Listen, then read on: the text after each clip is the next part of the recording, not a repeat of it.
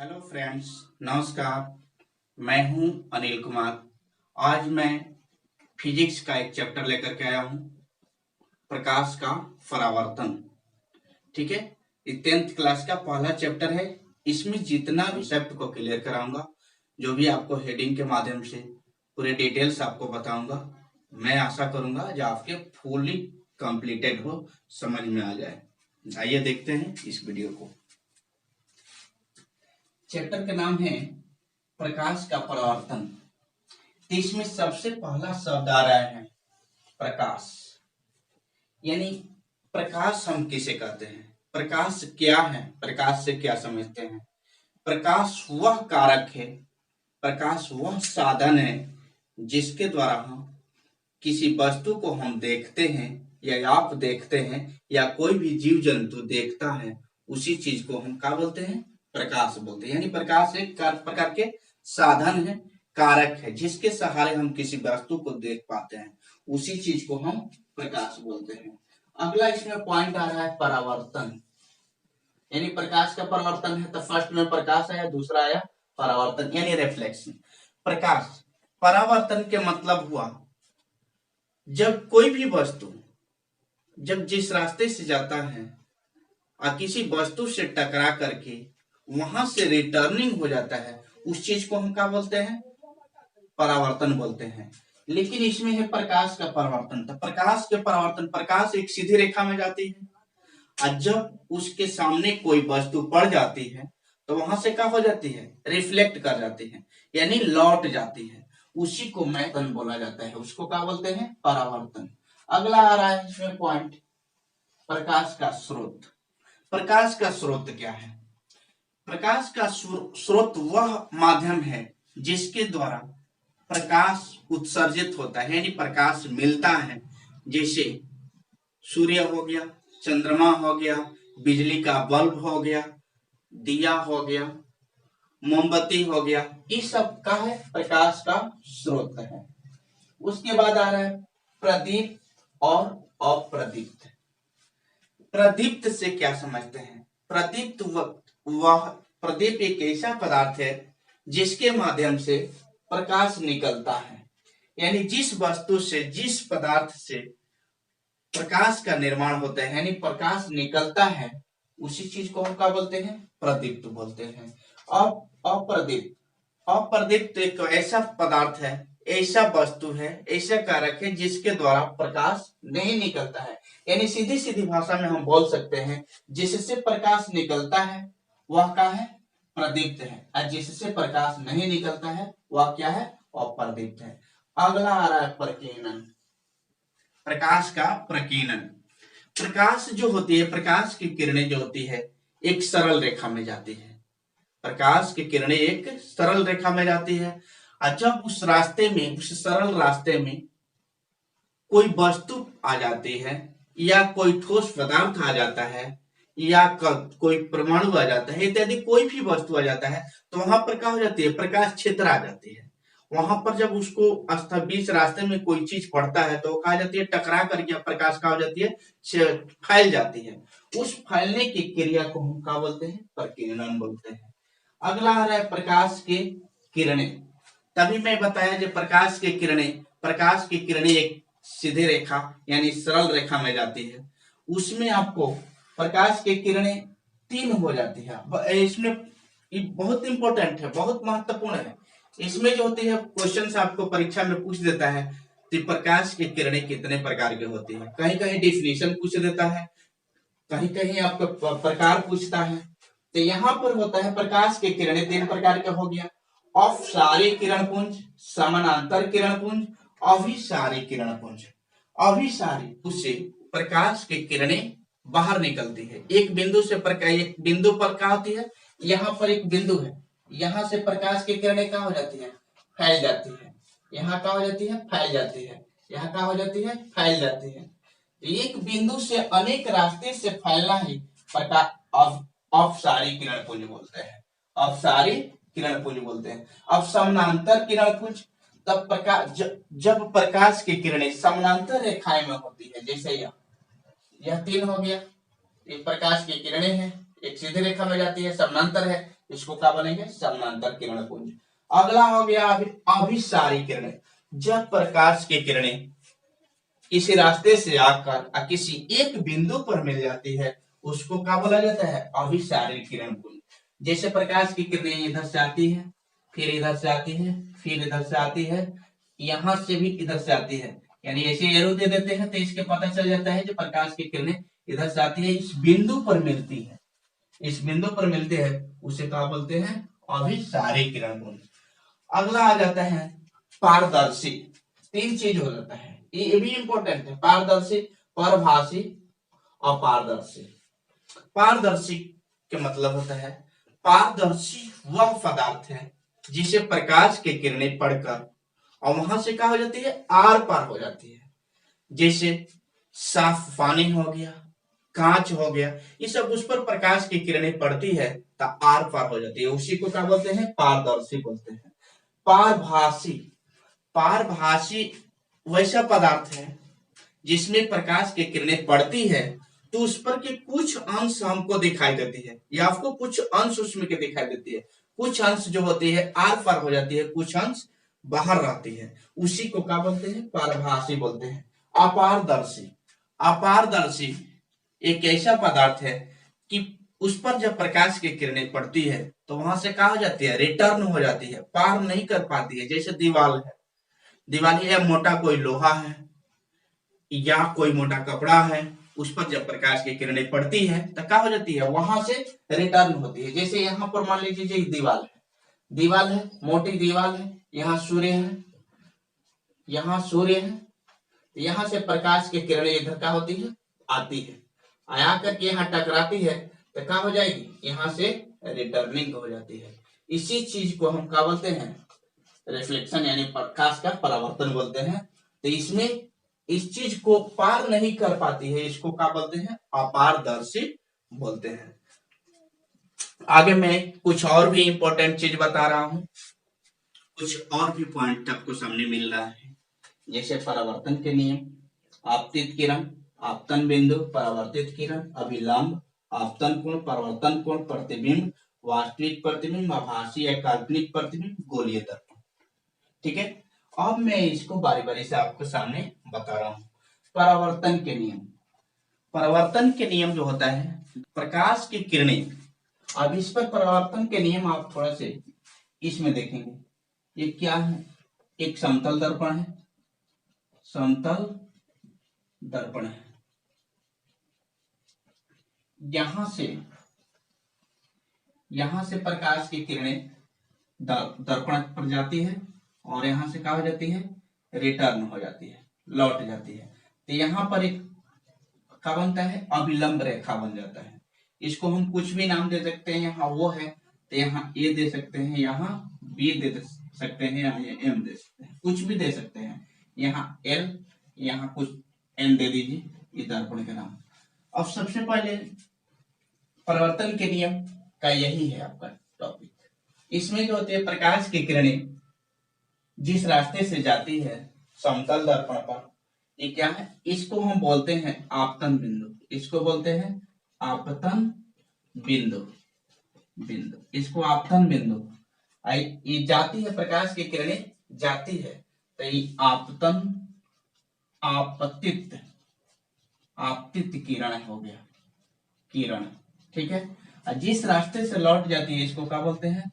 परावर्तित किरण, इसको परावर्तित किरण बोलते हैं। इसको क्या बोलते हैं? अभिलंब बोलते हैं, अभिलंब बोलते हैं। ठीक है, अभिलंब बोलते हैं। तो यहाँ पर दो एंगल बनता है, एक तो पहले से एंगल है, यहाँ पर दो एंगल बनता है, एक ये एंगल से, एक ये एंगल। तो यहाँ पर जो कोण बनता है इसको आपतित किरण से जो बनता है आपतन कोण बोलते हैं। यहाँ को क्या बोलते हैं? आपतन, आपतन कोण, यानी इसका नाम दे दीजिए कोण आई। कोण आई यहाँ भी लिख सकते हैं, कोण आई। और इसको बोलते हैं परावर्तित किरण से बन रहा है तो परावर्तन कोण, परावर्तन कोण, इसको क्या बोलते हैं? इसका भी नाम हो जाता है, आर दे दीजिए। ठीक है, अब इस पर जो होती है प्रकाश की किरणें जब समतल दर्पण पर पड़ती है तब पढ़ करके वहां से टकरा करके और दूसरे रास्ते से रिटर्न हो जाती है, तो वहां पर एक आपतन कोण बनता है और एक परावर्तन कोण बनता है, बीच में एक अभिलंब होता है, तो इसको अभिलंब हम रेखा बोल सकते हैं। तो आपतित किरण जिस रास्ते से प्रकाश की किरणें जाती है उसको हम आपतित किरण बोलते हैं, जिस रास्ते से लौट जाती है उसको क्या बोलते हैं, परावर्तित किरण। और इसके दोनों के बीच में जो एक रेखा बनता है इसके क्या बोलते हैं, आपतन अभिलंब, अभिलंब रेखा बोलते हैं, अभिलंब इसको बोलते हैं। और जिस बिंदु पर किरणें जाकर के वहां से रिटर्निंग होती है उसके क्या बोलते हैं, आपतन बिंदु बोलते हैं। अगला हो गया आपतन कोण। आपतन कोण अभी बताए हैं, जिधर से जाती है अभिलंब के माध्यम से जो कोण बनाती है उसको आपतन कोण बोलते हैं। उसके बाद जिस रास्ते से लौट जाती है वहां पर परावर्तन कोण बनता है यानी आर बनता है। तो इसमें परिवर्तन के नियम में ये होता है, आपतन कोण परावर्तन कोण के बराबर होता है, कोण आई बराबर कोण आर हो जाता है, यानी आपतन कोण परावर्तन कोण के बराबर होता है। ठीक है, ये परावर्तन के नियम आपको इस समझ में आ गया। इसमें पॉइंट आता है आपतित किरण, आपतन बिंदु, परावर्तित किरण, अभिलंब। ठीक है, उसके बाद आपतन कोण, परावर्तन कोण, इस सब चीजों को जानना होता है। उसके बाद इसमें लास्ट में एक पॉइंट होता है आपतन कोण परावर्तन कोण के बराबर होता है। इस तरह से परावर्तन के नियम होता है। अगला पॉइंट आ रहा है प्रतिबिंब। प्रकाश की किरणें जिस रास्ते से आती है और दर्पण पर टकराकर जिस रास्ते से लौट जाती है और किसी जिस वस्तु से वो आती हुई प्रतीत होती है या वहां मिलती हुई प्रतीत होती है उसी को हम क्या बोलते हैं, प्रतिबिंब बोलते हैं। उसी चीज को हम क्या बोलते हैं, प्रतिबिंब बोलते हैं।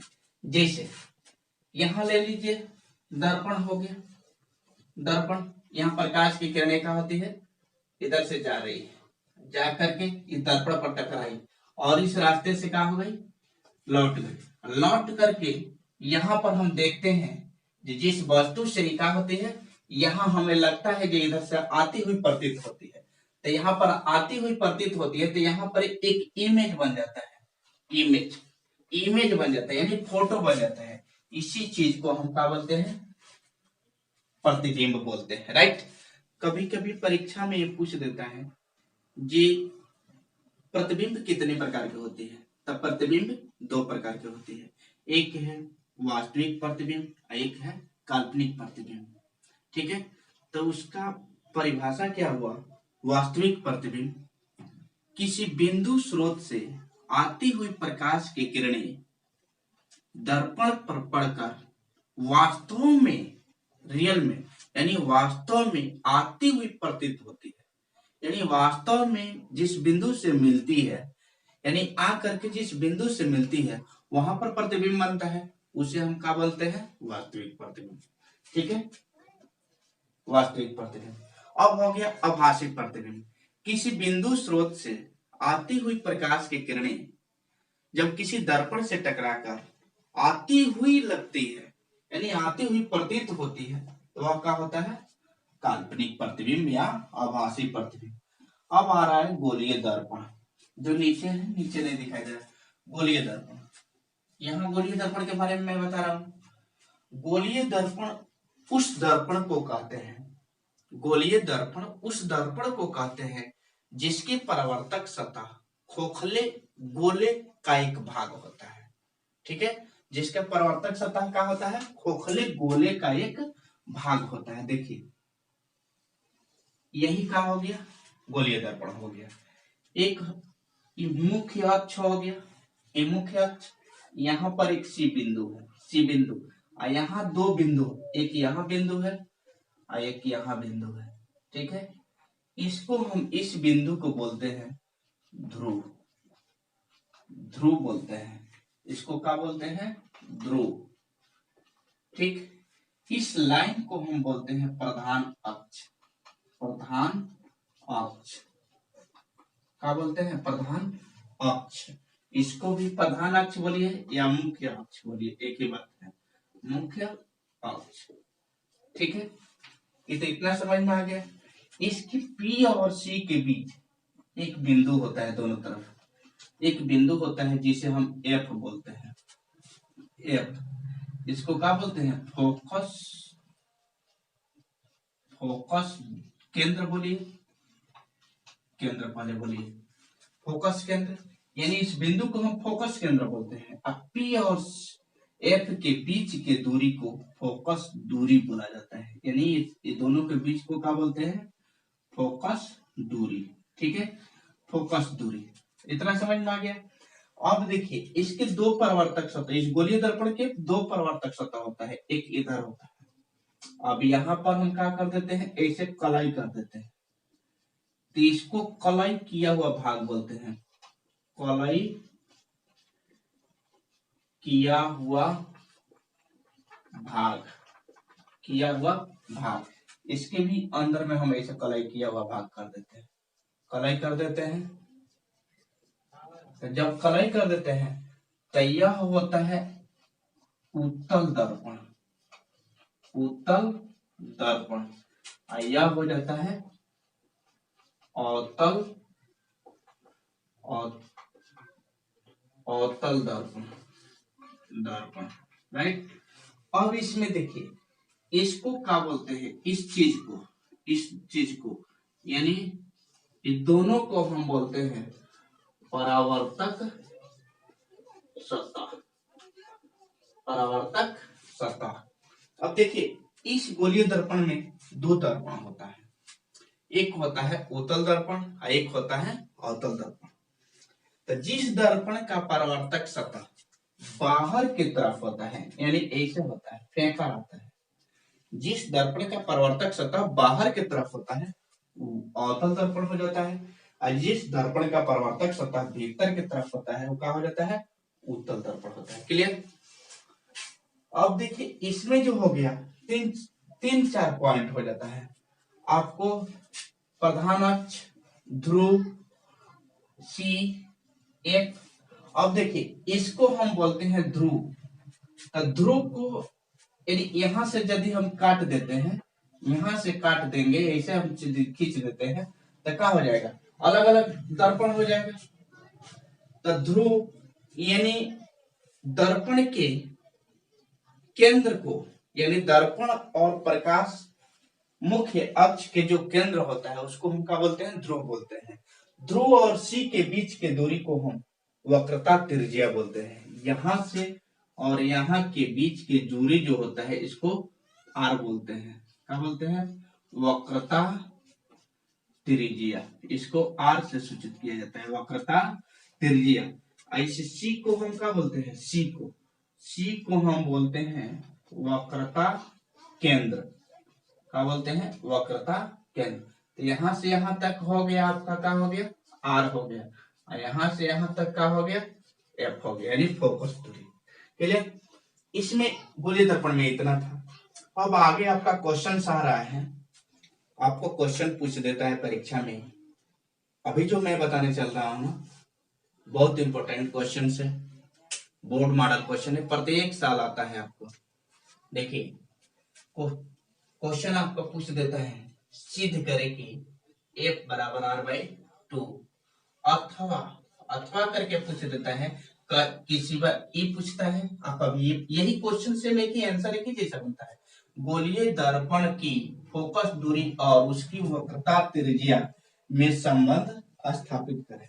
सिर्फ यही क्वेश्चन है, दोनों क्वेश्चन अलग है लेकिन उसका बोलने का और लिखने का तरीका अलग अलग है, बट बनेगा दोनों का सॉल्व हम जब करेंगे ना तो एक ही जैसा इसका होगा, यानी संबंध स्थापित। प्रत्येक साल क्वेश्चन आता है, बीएम क्वेश्चन यानी बोर्ड मॉडल क्वेश्चन से। तो इसको बनाते कैसे, इसको प्रमाण कैसे करते हैं? सबसे पहले एक अवतल दर्पण लेते हैं, गोलीय दर्पण यानी कोई दर्पण लेते हैं, अवतल दर्पण, इसका नाम हम दे देते हैं MN। ठीक है, यहां पर एक मुख्य अक्ष हम खींच देते हैं, ठीक ना, मुख्य अक्ष। यहां पर क्या हो जाता है? P, अभी बताए हैं P होता है। यहां पर ले लीजिए आपका C हो गया। जब C यहां हो गया तो दोनों के बीच में एक बिंदु होता है जिसको हम क्या बोलते हैं? F बोलते हैं। क्लियर। इधर प्रकाश की किरणें इधर से सीधा कहाँ जाती है, दर्पण पर जाती है। प्रकाश की किरणें सीधा कहाँ जाती है, दर्पण पर जाती है। जा करके पहला नियम है, वस्तु से प्रकाश की किरणें सीधा दर्पण पर जाती है और वहां से टकरा कर एफ से होती हुई क्या होती है, रिटर्न हो जाती है। एफ से होती हुई रिटर्न हो जाती है। एफ से होकर के क्या हो जाती है, लौट जाती है। इधर क्या हो जाती है, लौट जाती है। जब एफ से होकर लौट जाती है तो यहाँ तक आती हुई प्रतीत होती है या, और उसके बाद सी और दूसरी जो होती है, दूसरी रूल होता है, जब वस्तु से सीधा एक किरण दर्पण पर जाती है, दर्पण पर जा करके अवक्रता त्रिज्या से होती हुई क्या होती है, अभिलंब कर जाती है। इसको अभिलंब हम कर देते हैं। जब अभिलंब करती है यानी क्या हो गया, आपतित किरण परावर्तित किरण, दोनों के बीच क्या बनता है, एक अभिलंब किरण बनता है, अभिलंब रेखा बनता है। तो यहाँ पर कोण आई हो गया। जब यहाँ कोण आई होता है तो यहाँ कोण भी क्या हो जाएगा, कोण आई होगा। तो जहाँ आपतित कोण आई हो गया और यहाँ पर क्या हो गया, कोण आर हो जाता है। क्लियर। अब इसको हम लिखने के लिए टेक्निक का है, इसको लिखने के लिए माना कि Mn एक अवतल दर्पण है, इसमें प्रकाश की किरणें यहाँ ए डाल दीजिए, ए एम जाती है दर्पण पे और दर्पण से सीधा एफ से होती हुई क्या होती है, रिटर्न हो जाती है। जब रिटर्न होती है तो आपतित किरण और परावर्तित किरण के बीच एक अभिलंब रेखा बनता है, यानी किरण बनता है या रेखा बनता है। सी से हुई सीधा दर्पण पर जाती है। जब दर्पण पर जाती है तो वहां पर दो कोण बनता है, एक आपतन कोण और एक परावर्तन कोण। यानी परावर्तन के नियम से भी जानते हैं, आपतन कोण परावर्तन कोण हमेशा आपस में क्या होते हैं, बराबर होता है। तब यहाँ पर हम देख लेते हैं, यानी ये भी किरण है, ए एम और सीपी का हो रहा है, दोनों आपस में पैरेलल है, समानांतर है, पैरेलल हो रहा है, समानांतर हो रहा है। तब कोण आई बराबर, कोण आई हो जा रहा है, यह कोण इसके बराबर हो रहा है।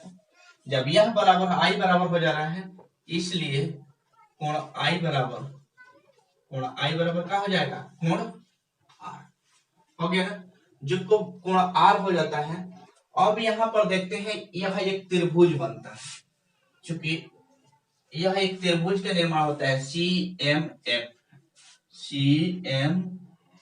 एक त्रिभुज बनता है। कौन सा त्रिभुज, जब यहाँ से आज दोनों नजदीक है ना, तो यह भुजा यह दोनों आपस में बराबर है। जब दोनों बराबर है तो क्या हो गया, समद्विबाहु त्रिभुज हो गया।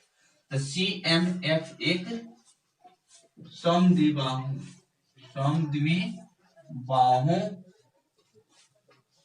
त्रिभुज बनता है।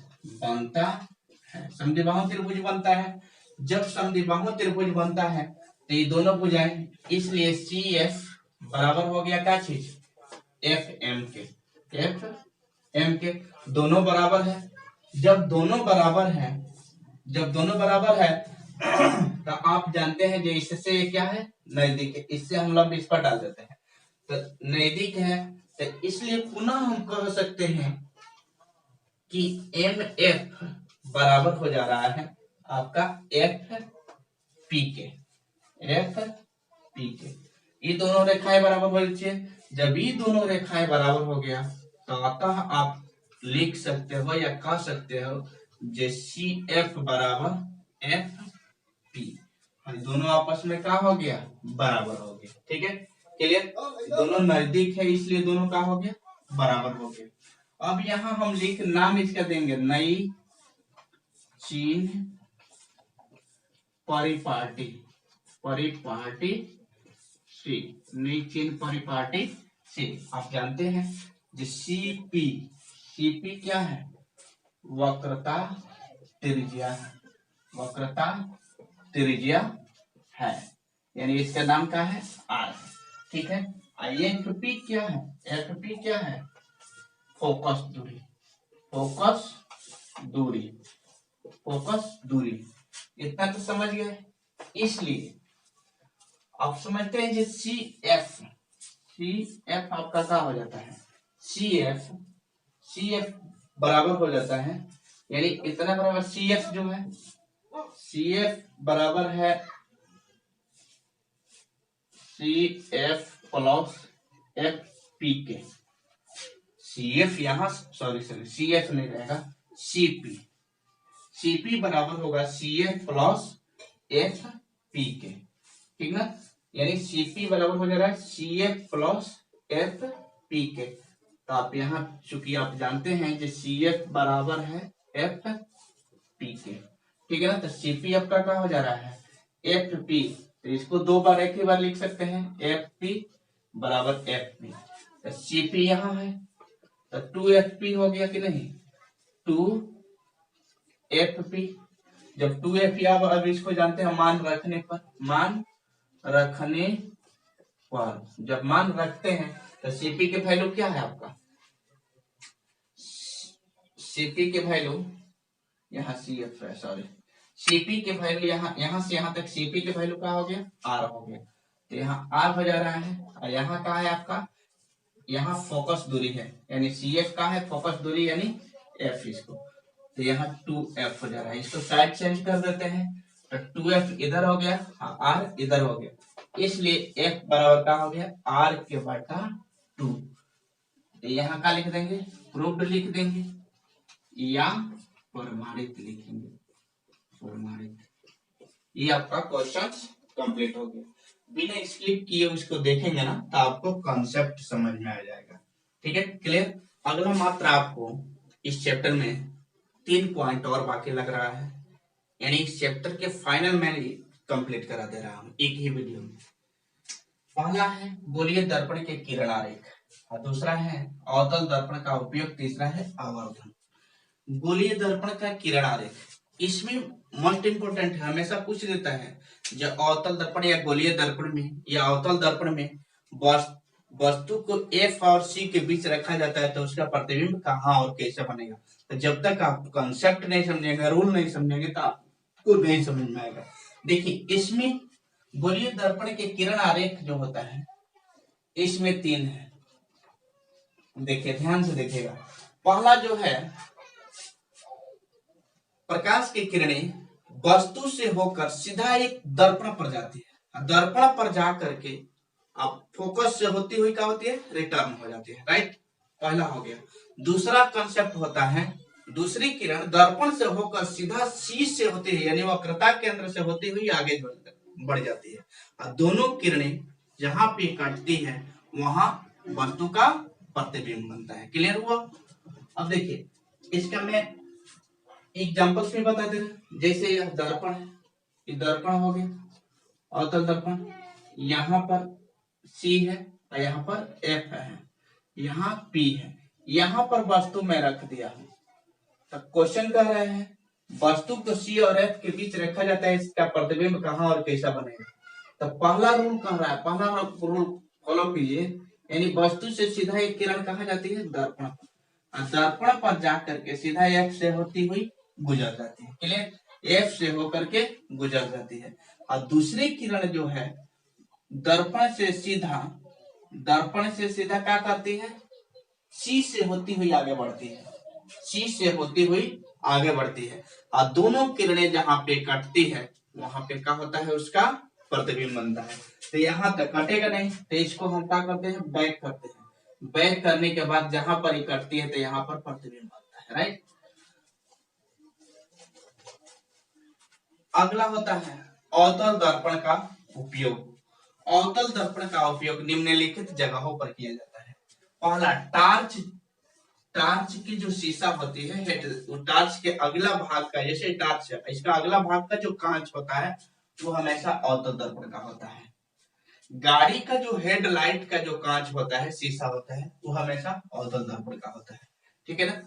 डॉक्टर जो होती है नाक और कान के जो डॉक्टर होते हैं वो जो जिस लेंस का प्रयोग करके कान के अंदर के भागों को देखते हैं उसे हम क्या कहते हैं, उस दर्पण को हम कहते हैं अवतल दर्पण, यानी डॉक्टर जिस दर्पण का उपयोग करता है वो अवतल दर्पण है, ठीक है।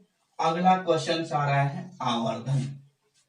आवर्धन में मस्ट है वस्तु की ऊंचाई और प्रतिबिंब की ऊंचाई के अनुपात को आवर्धन कहा जाता है। आवर्धन को हम m से सूचित किया जाता है। इसका क्या हो गया वस्तु की ऊंचाई यानी यहाँ v हो गया और यहाँ प्रतिबिंब की ऊंचाई यानी वस्तु की ऊंचाई u और प्रतिबिंब की ऊंचाई v, दोनों के अनुपात यानी एक h डैश बोले एक h बोले, दोनों का अनुपात को हम क्या कहते हैं, h डैश अनुपात h, दोनों का अनुपात को क्या बोला जाता है, m बोला जाता है। इस वीडियो में मैंने पहला चैप्टर के सारे कंसेप्ट क्लियर करा दिया।